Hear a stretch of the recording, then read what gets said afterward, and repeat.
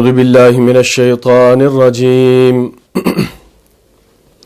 بسم الله الرحمن الرحيم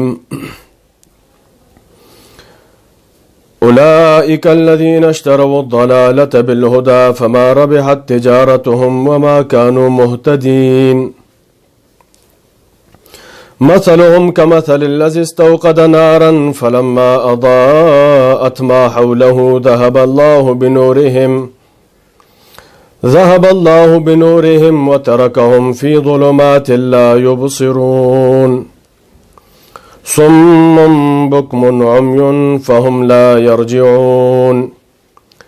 سبحانك لا علم لنا إلا ما علمتنا إنك أنت العليم الحكيم.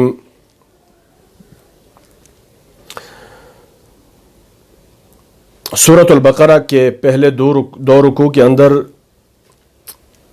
تین طبقات کا ذکر تھا. سب سے پہلے ایمان والوں کا ذکر ہوا، پھر اس کے بعد کافروں کا ذکر ہوا، اور پھر اس کے بعد منافقین کا ذکر. کل کے درس کے اندر ہم نے منافقین کی کچھ خباثتوں کا ذکر کر لیا جو اللہ رب العزت نے ان کے بارے میں ذکر کی ہیں. آج کے درس کے اندر منافقین کی مزید کچھ خباثتیں بھی ذکر ہو رہی ہیں، اور مثالوں کے ذریعے اللہ رب العزت ان کی بے وقوفی، کم عقلی، کم ظرفی اور ان کی جہالت اور ان کی سوچ اور فکر کی ناپیدگی کے بارے میں ذکر کر رہے ہیں. اولئک الذین اشتروا الضلالۃ بالہدی، یہ وہ لوگ ہیں جنہوں نے گمراہی کو پسند کر لیا ہدایت کے بدلے میں. فما ربحت تجارتهم، تو ان کی تجارت نے کوئی فائدہ نہیں کیا. وما کانوا مہتدین، اور نہیں وہ راہ پانے والے ہوئے.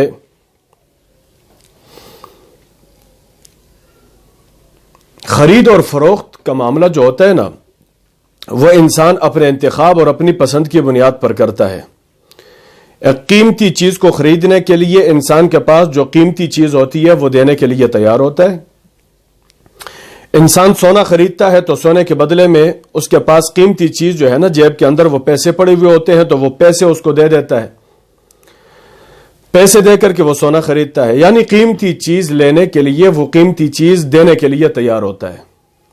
لیکن یہ منافقین اتنے کم ظرف ہیں، اتنے کم عقل اور بیوقوف ہیں کہ انہوں نے ان کے پاس جو سب سے بہترین چیز ہدایت تھی وہ دے دی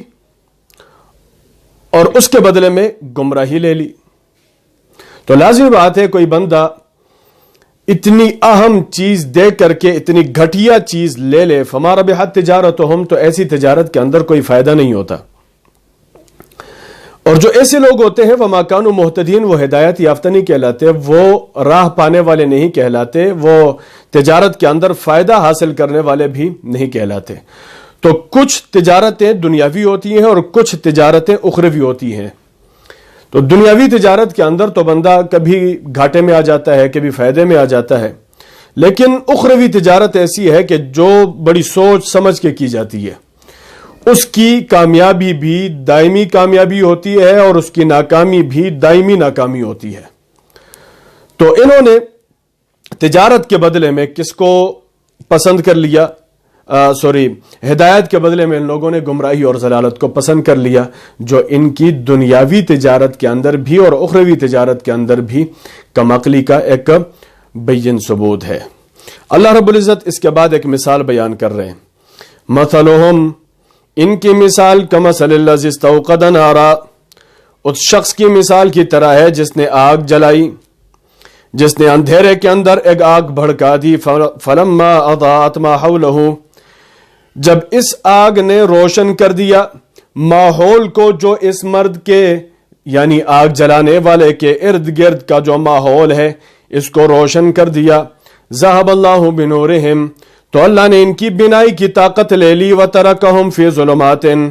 اور ان کو چھوڑ دیا فی ظلمات، ایسے اندھیروں کے اندر لا یبصرون، کہ یہ دیکھ نہیں پاتے.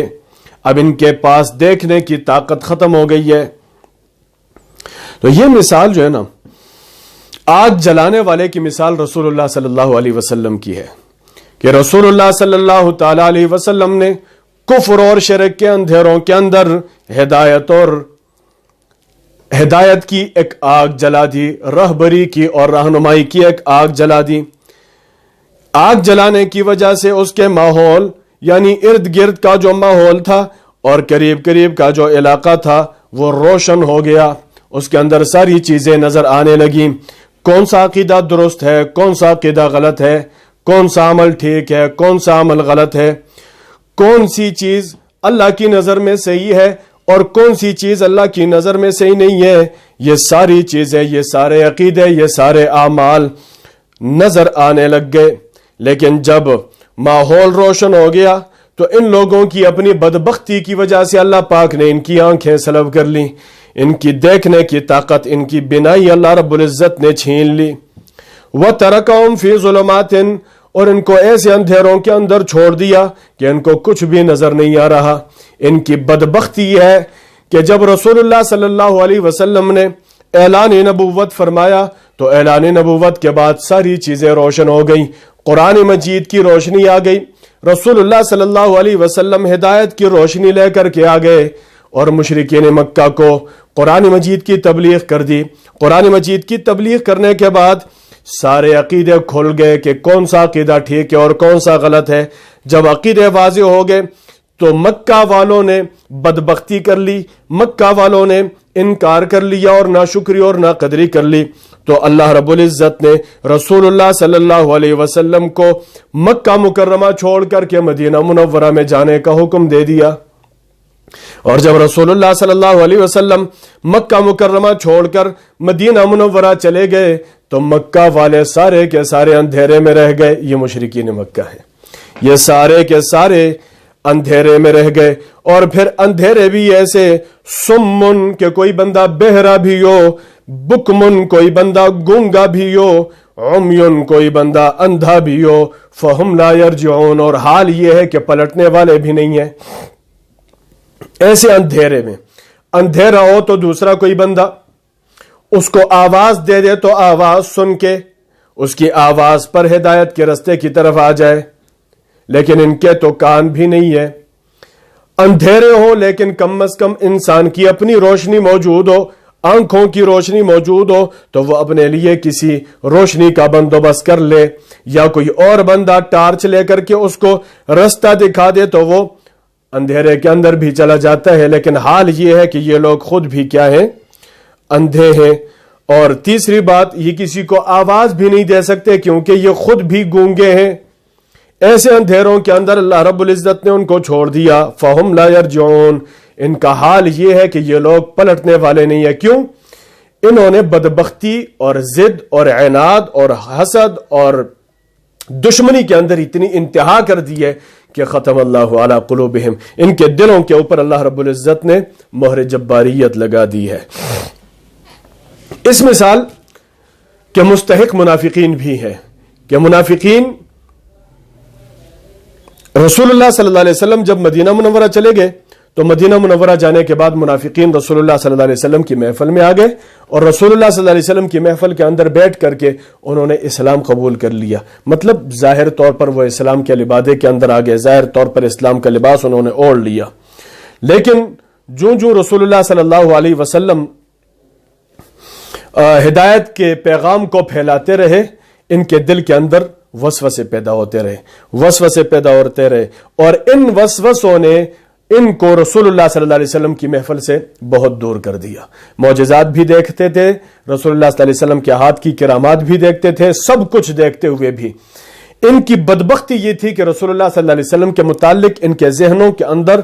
خباثت کے شبہات پڑے ہوئے تھے، ان کے دل خباثت سے بھرے ہوئے تھے۔ تو انہی خباثتوں اور شبہات کی وجہ سے انہوں نے رسول اللہ صلی اللہ علیہ وسلم کی محفل کو چھوڑ دیا اور وسوسوں کے اندر مبتلا ہو گئے، اور وسوسے اتنے زیادہ ہو گئے کہ ان کی جو حقیقت کی بنائیاں تھی نا، اسلام کو دیکھنے والی، ہدایت کو دیکھنے والی، کہ انہوں نے پہلے ہدایت کے رستے کو دیکھا اور پھر ہدایت کے رستے پر چل کر کے بھی انہوں نے گمراہی کو جو پسند کیا ہے، تو اس کی بنیادی وجہ یہی ہے کہ یہ وسوسوں کے اندر مبتلا ہو گئے تھے اور ان کو اپنی اپنے ایمان کے اوپر یقین نہیں تھا، اور اسی عدم یقین نے ان کو کیا کر دیا؟ بہکا کر کے اسلام کے رستے سے ان کو ہٹا دیا ہے۔ اللہ رب العزت ایک اور مثال بیان کرنا چاہتے ہیں، او کصیب من السماء، یا مثال ایسی ہے کصیب کہ کوئی موسلا دھار بارش ہو، من السماء آسمان کی طرف سے، ایسی بارش فیہ ظلمات، اس کے اندر اندھیرے ہو، تاریکیاں ہو، ورعد اور بجلی کی گرج ہو، وبرق اور چمک ہو، کڑک ہو۔ آپ کو پتہ ہے جب ایسی کوئی بارش برستی ہے کہ تیز بارش بھی ہو، اس کے اندر گرج اور چمک بھی ہو، اس کے اندر خطرناک قسم کی آوازیں بھی ہوں، تو انسان گھبرا جاتا ہے۔ یجعلون اصابعہم، تو یہ لوگ اپنے کانوں کے اندر اپنی انگلیاں ٹھونس لیتے ہیں۔ یجعلون اصابعہم فی آذانہم، اپنے کانوں کے اندر اپنی انگلیاں ٹھونس لیتے ہیں، من الصواعق، بجلی کے کڑک کی وجہ سے، حذر الموت، کہ کہیں موت ان کو آ نہ پہنچے، موت کے ڈر کی وجہ سے۔ اللہ فرماتے ہیں واللہ محیط بالکافرین، اور اللہ رب العزت گھیرے ہوئے ہیں کافروں کو۔ مطلب کیا ہے؟ اللہ رب العزت کی طرف سے ہدایت کی بارش آ گئی، قرآن مجید کے نزول کی بارش ہو گئی۔ جب قرآن مجید نازل ہو رہا تھا تو ابتدا کے اندر تو بڑے مزے ہو رہے تھے، فتح مل رہی تھی، تو فتوحات کے زمانے کے اندر منافقین رسول اللہ صلی اللہ علیہ وسلم کے ارد گرد جمع ہو گئے، لیکن جب اسلام کے احکامات کے اندر تھوڑی تھوڑی سختی آنا شروع ہو گئی، اور اسی سختی سے مراد یہ ظلمات ہیں، رعد ہے اور برق ہے۔ کبھی کبھار ظاہری طور پر مسلمانوں کو شکست مل جاتی تھی، کبھی کبھی ظاہری طور پر مسلمانوں کو تکلیف مل جاتی تھی، جس طرح جنگ احد کے اندر ہوا، اور عموماً ایسا ہوتا تھا کہ مسلمانوں کو فتح ملتی تھی اور مال غنیمت حاصل ہوتا تھا، تو جب مال غنیمت کی بات آتی تو منافقین دوڑ کے مسلمانوں کی صفوں کے اندر شامل ہو جاتے، اور جب ظاہری طور پر شکست مل جاتی، ان کو تکلیف مل جاتی اور مسلمان پریشان حال ہو جاتے، تو یجعلون اصابعہم فی آذانہم، تو اسلام کے احکامات کی وجہ سے، سختیوں کی وجہ سے یہ اپنے کانوں کے اندر اپنی انگلیاں ٹھونس لیتے کہ کہیں ایسا نہ ہو کہ قرآن مجید کے اندر کوئی ایسا حکم نازل ہو جائے کہ جو ہمارے لیے موت کا سبب بن جائے، یعنی جہاد پر جائیں گے تو وہاں پر تو قتل ہوتا ہے، مقاتلہ ہوتا ہے، کبھی ہم ماریں گے کبھی ہم مریں گے۔ تو اسی وجہ سے وہ لوگ ایمان قبول کرنے سے کتراتے تھے کہ ایمان قبول کر لیا تو رسول اللہ صلی اللہ علیہ وسلم کی محفل میں جانا پڑے گا، اور پھر رسول اللہ صلی اللہ علیہ وسلم کی حکم کو مان کر ہمیں جہاد پر اور قتال پر جانا پڑے گا، بیویوں کو چھوڑنا پڑے گا، بچوں کو چھوڑنا پڑے گا، ماں باپ کو چھوڑنا پڑے گا، وطن اور علاقے کو چھوڑنا پڑے گا۔ ان ساری چیزوں کو چھوڑنا ایمان کی وجہ سے ہوگا، تو یہ ایمان ان کو موت لگتا ہے۔ حال یہ ہے واللہ محیط بالکافرین۔ اگر کوئی منافق یہ سمجھتا ہے کہ ایمان سے بچ کر کے یا جہاد سے بچ کر کے میں بچ کر نکل جاؤں گا تو کدھر جائے گا؟ واللہ محیط بالکافرین، اللہ نے تو کافروں کا احاطہ کیا ہوا ہے، ان کو گھیرے میں لیا ہوا ہے۔ جدھر بھی بھاگ جاؤ، اینما تکونوا یدرککم الموت، جدھر بھی جاؤ گے، جدھر بھی بھاگو گے، قل لن ینفعکم الفرار من الموت، موت سے تو بھاگ نہیں سکتے ہو، جہاں پر جاؤ گے موت تمہیں آ کر رہے گی۔ یکاد البرق یخطف ابصارہم، قریب ہے کہ آسمان کی بجلی کی چمک، یخطف ابصارہم، کہ ان کی آنکھوں کو اچک لے لے، ان کی بینائی کی طاقت کو سلب کر لے۔ کلما اضاء لہم، جب بھی بجلی چمکتی ہے اور ان کے لیے روشنی ہو جاتی ہے، مشوا فیہ، تو یہ اس روشنی کے اندر چل پڑتے ہیں۔ وَإِذَا أَظْلَمَ، اور جب ان کے اوپر اندھیرا چھا جاتا ہے، قاموا، تو یہ کھڑے ہو جاتے ہیں، کھڑے ہو جاتے ہیں۔ وَلَوْ شَاءَ اللَّهُ، اور اگر اللہ چاہے، لَذَهَبَ بِسَمْعِهِمْ، تو اللہ ان کے کانوں کی سماعت کو سلب کر لے، وَأَبْصَارِهِمْ، اور ان کی آنکھوں کی بینائی کو ختم کر لے۔ إِنَّ اللَّهَ عَلَى كُلِّ شَيْءٍ قَدِيرٌ، بے شک اللہ ہر چیز کے اوپر قادر ہے۔ دیکھیں یہ جو مثال ہے نا، اس مثال کی حقیقت کیا ہے؟ آپ کو پتہ ہے کہ جب کوئی بندہ ہے وہ اندھیرے کے اندر کھڑا ہوا، جنگل کے اندر کھڑا ہوا، بیابان کے اندر کھڑا ہوا ہے، رات کی تاریکی ہے، اور بارش کی تاریکی ہے اور بادلوں کی تاریکی ہے، ان ساری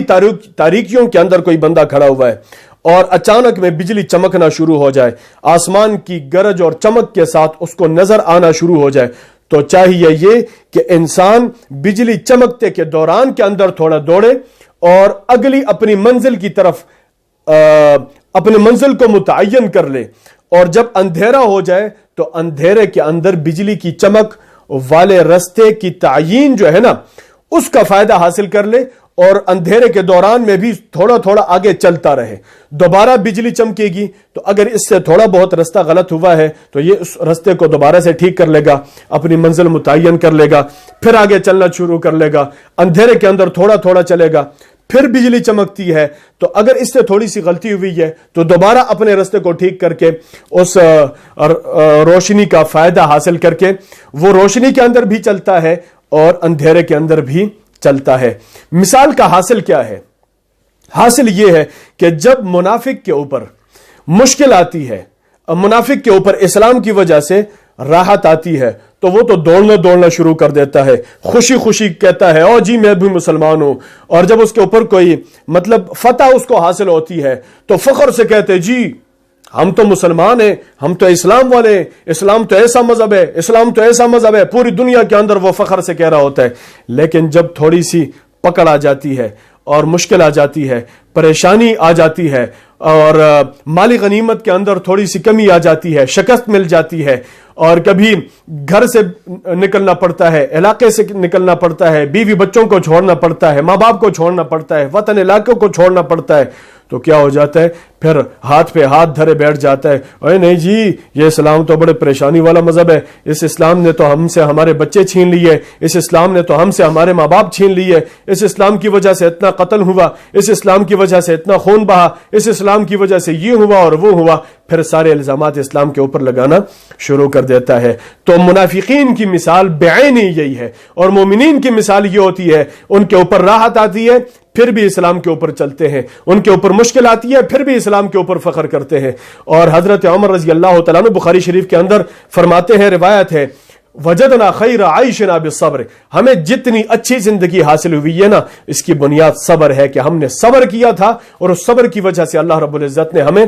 بہترین زندگی عطا کر لی ہے۔ تو منافقین جب ان کے اوپر راحت آتی ہے تو وہ اسلام کا لبادہ اوڑھتے ہیں، اور جب مصیبت آتی ہے تو اسلام سے پھسل کے کفر کی طرف چلے جاتے ہیں، اور اسی وجہ سے ان کو اللہ رب العزت نے راندہ درگاہ بنا دیا ہے کہ نہ دنیا کے ہوئے ہیں اور نہ آخرت کے ہوئے ہیں۔ مسلمانوں کی محفل میں آ کر کے مسلمان کہتے ہیں یہ تو ان کے ہیں، اور ان کی محفلوں کے اندر جا کر کے وہ سمجھتے ہیں یہ تو ان کے ہیں، لہٰذا نہ ادھر کے ہوئے نہ ادھر کے ہوئے، نہ خدا ہی ملا نہ وصال صنم۔ اللہ رب العزت ہمیں سمجھ کی توفیق عطا